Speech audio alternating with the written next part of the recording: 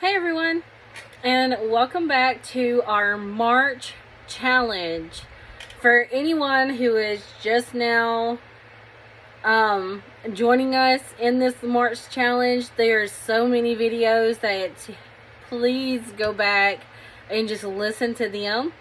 Our March challenge is reading for 20 minutes a day or a chapter a day.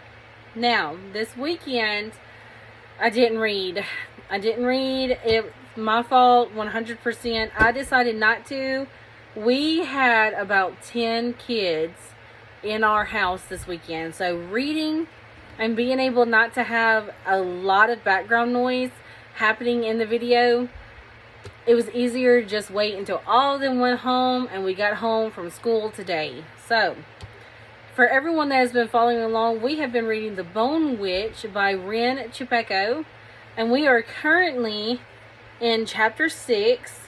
And I will be reading all the way up to chapter 9 today to make up for the 2 days that I missed along with today's. We will be 98 pages into the book.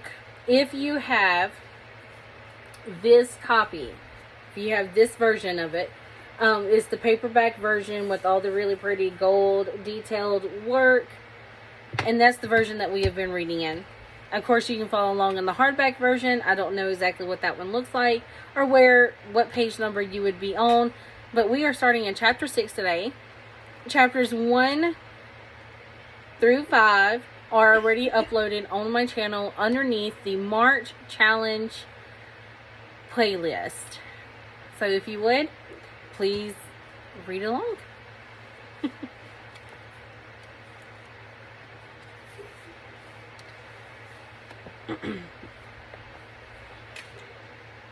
Where Neve was a closed city of shuttered trade, Anako, the capital of coin, was a flourishing cornucopia of open spaces and color. It was a kingdom made up of other kingdoms, invaded by one or the other at different times in history, before finally breaking away and achieving independence on its own terms. But such influences remained, from the severe-looking headscarves worn by some that were reminiscent of Drox, to the cylindrical top hats favored by men from the audacious city-states, to the multiple inclined roofs of the houses here, instinctive and Arcanotian and Denorian architecture. The roads were wider, which I preferred, and most of the houses were simpler in design, no more than small square structures with white walls and angled roofs. The Odalian capital was a colorful place where people showed off their skills, their silks and jewelry, and many coins made up for the simple homes and elaborate wardrobes.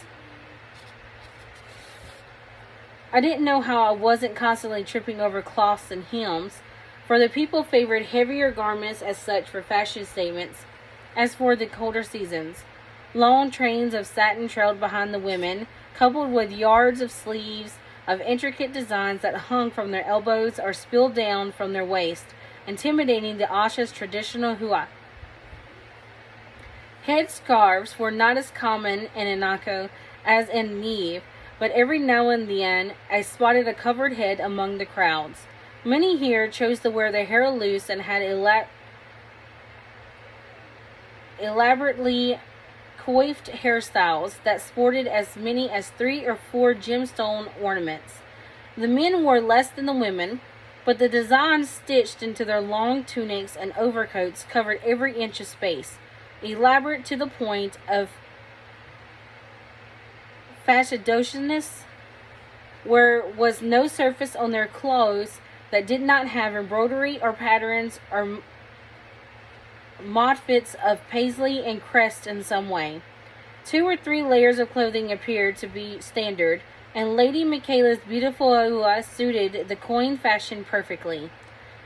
And if the magic of the Odalians' war had been enough to make my head spin, the spells here nearly forced me to my knees. Waves of it emanated from nearly every person we passed, and the world spun. I swayed in my saddle, and only Fox's quick thinking kept me from falling off my horse. Take these, Lady Michaela, was beside me in a moment, offered me 2 jeweled pins like the one she wore in her hair. One was a curved accessory set with beautiful star sapphires, and the other was plainer, shaped like a strangely gnarled crescent moon, and wrapped in silver wire and amethyst. Pin these in your hair. The dizziness abated when I put both on. I could still feel the magic warring around me, but it felt strangely muted and no longer hurt my eyes or my mind. A countermeasure, the Asha explained. Do not let the simplicity of our city fool you. Coins take their love of magic to an even greater extreme than Odalians do. It is always like this. It seemed offensive to me somehow, how people wasted their magic this way. Even the villagers in Mirkwick struggled to make every roomberry patch count. There is a reason they call Anako the city of plenty. Most coins are rich, which also means they can't help themselves. Coin castles were different in structure than Odalian castles. They were smaller in size but boasted multiple floors, each layer marked by a bowed rooftop. Thinner than the ones in the kingdom of the north, but less ornate than of the Arhinkosha. The result was not unlike several tiers of sugar cake piled atop one another, with pointed spires on every corner curling up into the sky. But this time, Lady Michaela ignored the palace and turned to a small district nearby, onto another world entirely. The houses here were not as small and as square as most of the city, but longer and more rectangular in form. The size of 2 or 3 average Enochian houses. The walls facing the street were made of thick adobe and white brick, plain and devoid of any other design. We call this the Willows, Lady Michaela said, home to the greatest Asha in all of the kingdoms. There aren't any willows, Fox said, who sometimes took things literally. Here is one, and Lady Michaela placed a hand on my shoulder. She led us to one house in particular. Only a particular symbol painted on the wooden sign out front distinguished it from several others along the same street. Beyond the initial doorway was a long strip of corridor that led to the inner rooms. The Asha paused at a spot where the gobbled ground ended and the carefully tamped down earthen floor. I would learn what's common in all Ashika began. She took off her shoes and placed them in a small wooden cubicle built for that purpose, and signaled for us to do the same. The narrow passageway continued into the airy room that was both a reception hall and a transition place between the rest of the rooms and the street outside. Thick rugs of beautiful geometric designs lined the walls, and the floor was similarly covered with a thinner, less intricate carpet. The ceiling was higher than I anticipated, with sloping curves that formed a hollowed-out dome at its center. A small screen stood at the farthest end of the room, preventing visitors from seeing the inner chambers within, and a towering flower display was arranged on a table before it. A steel coal brazier laid in one corner, blazing merrily. 2 people rose to meet us as we entered. The first was a very old woman, her skin stretched so tautly over her bones that she looked nearly like a skeleton herself. Her hair was completely white and carefully set against the back of her skull in a severe bun. She reminded me of an aged Tampra cat's, with her triangular-shaped face and pointed chin. Her cheeks were sunken in, but her eyes were bright and intelligent green. She wore a ua even more elegant and elaborate than Lady Michaela's. It was an abstract design of pale amber against deep brown background and an olive green waist wrap with actual emeralds sewn into the gold embroidered silk, matching the color of her eyes. She held a large ornate fan with gold calligraphy that she kept snapping open and closed every few seconds. Beside her was a round-faced girl wearing a simple peach robe over a gray tunic. Her dark hair was pleated in 2 braids, the ends of which traveled past her hips. She was remarkably pretty and looked curiously first at me and then at Fox. But the older woman ignored us, addressing the Asha instead. And what is a man doing inside our Ashika? She had a high, penetrating voice that yelled out words rather than spoke them. It can't be helped, Mother. He comes with her. The old woman refused to look at me. Highly improper. Highly improper. There are no rooms available for men here, whether they be wretched familiars or not. You know that, Michaela. The OEN boarding house is only a block away from the district, Mother. I can talk to the mistress there and set up lodgings for him.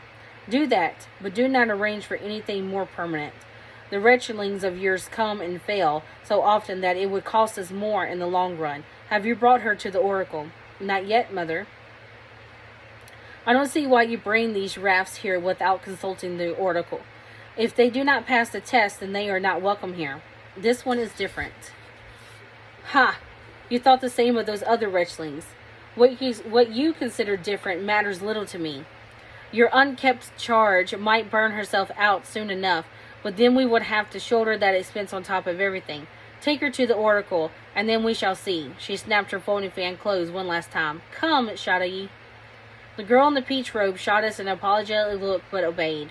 That's your mother? I whispered to the Asha, aghast. But as soon as the two had left the room, Lady Michaela chuckled. I call her mother, but we aren't related by blood.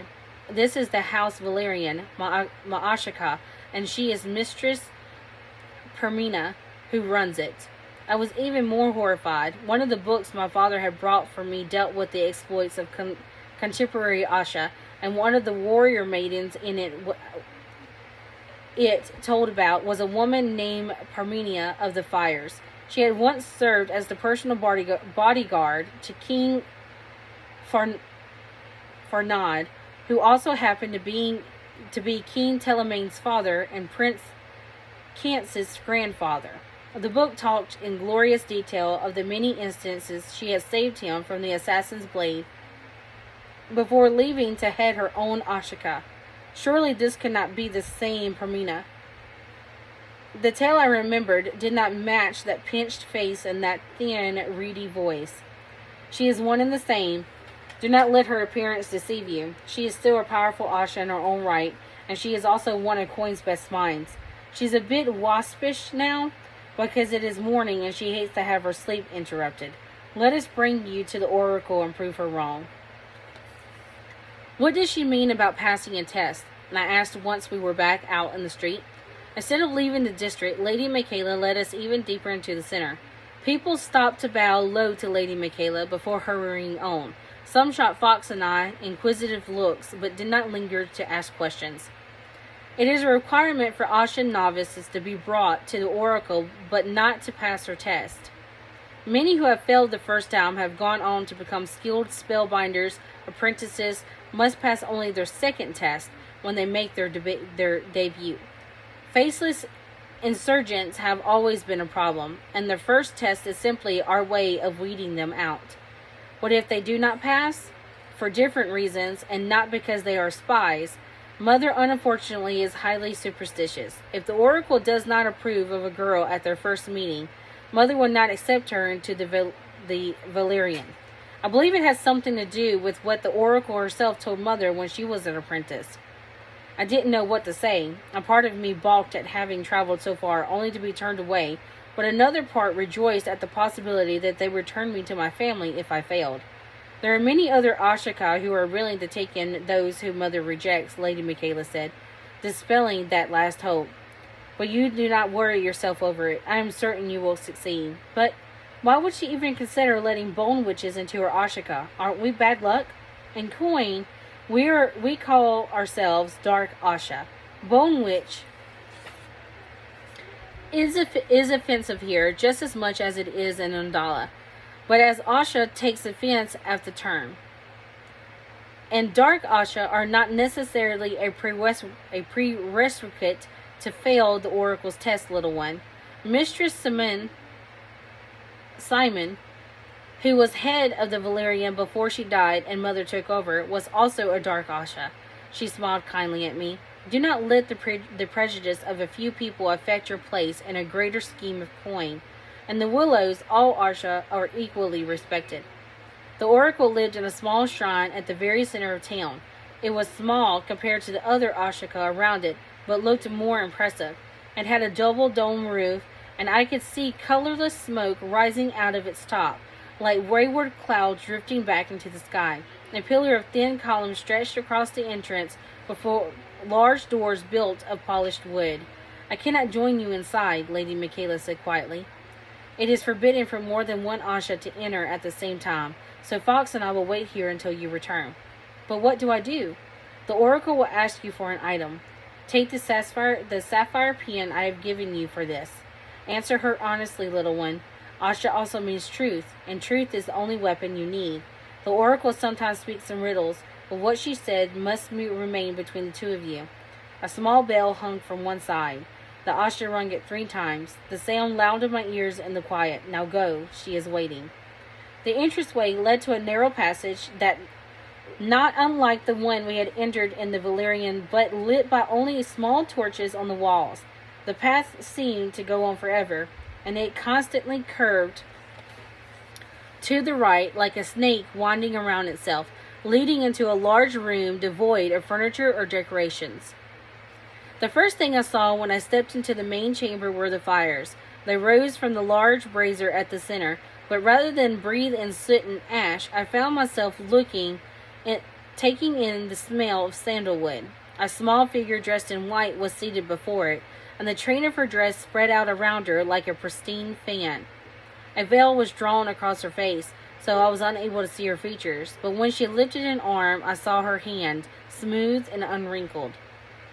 What is your sacrifice? Her voice was like a mournful chorus that spoke as one, and it echoed across the bare room. I fumbled at my hair and pulled out the pin I wore, and the one made from star sapphires. Throw it into the fire. I hesitated, shocked. Surely Lady Michaela didn't mean to give me something so valuable only to be wasted in this manner. My hand wavered between the expensive blue gems and the less costly amethyst with its odd crescent. The veiled woman made a swift, impatient gesture. Throw it into the fire, child. It hurt to see those sapphires lost to the flames. The oracle remained unmoved, staring hard at the center of the fire, so close that I feared sparks would fall onto her veil and close and burn her. Do you truly wish to return home, child? A yes hovered at my lips, but I hesitated. Lady Michaela had told me the answer to the oracle's question honestly. All throughout the journey, I had convinced myself that there was nothing I wanted more than to go back home to Knight's Cross. But then I recalled the hostility of the villagers, people I had long considered to be friends. In truth, I had thought much like them, but now that I was on the other side of that hate, I refused to go back to the way of thinking. If I did return, I knew they would still treat me differently, even if I never drew the dark for the rest of my life. And there was another reason. The woman waited. Countless Asha must have entered her sanctum, must have wrestled with the same choices I did. No, the word came out small and disbelieving. I do not wish to return home. Why? I swallowed.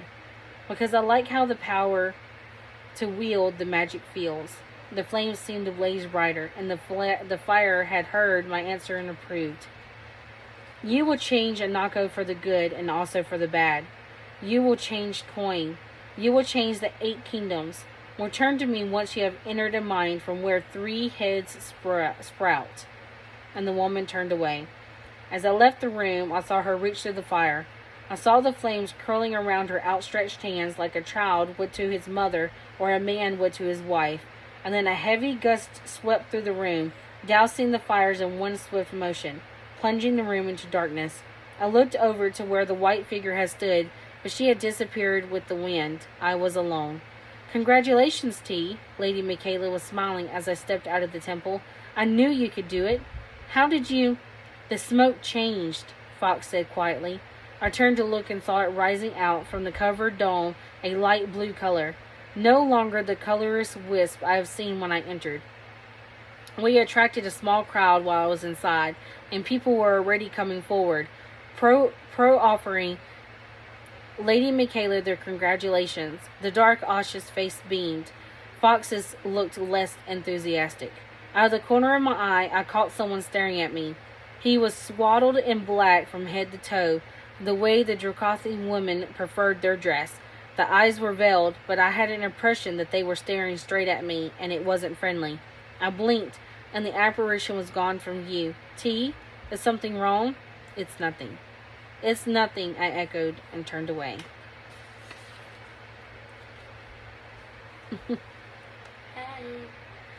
This is an ever-flowing, and this is a tamarisk. She touched first one flower, then the other. This one is Collegium amaryllis burdock. The language of flowers might seem a frivolous concept to most who live outside of their little part of Anaco, what is an important part of our lives.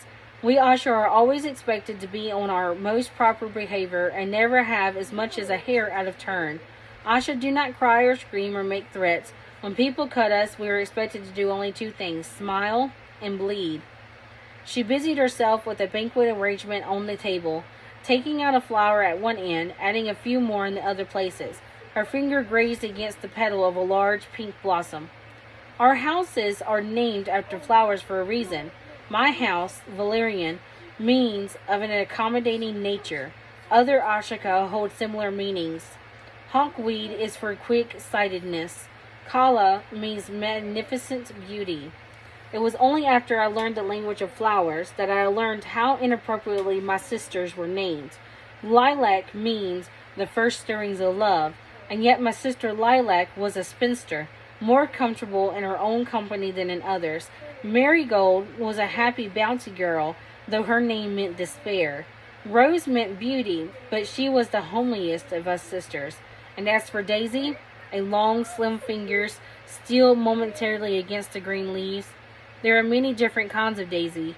A garden daisy means I share in your sentiment. A wild daisy means I make no promises. A Malcolmist daisy is to be an afterthought, and the common daisy means innocence. But Daisy died only a few years after I arrived to Coin. Her hands moved again, pale against the vibrant flowers. In this regard, she said softly, I like to believe she was quite common.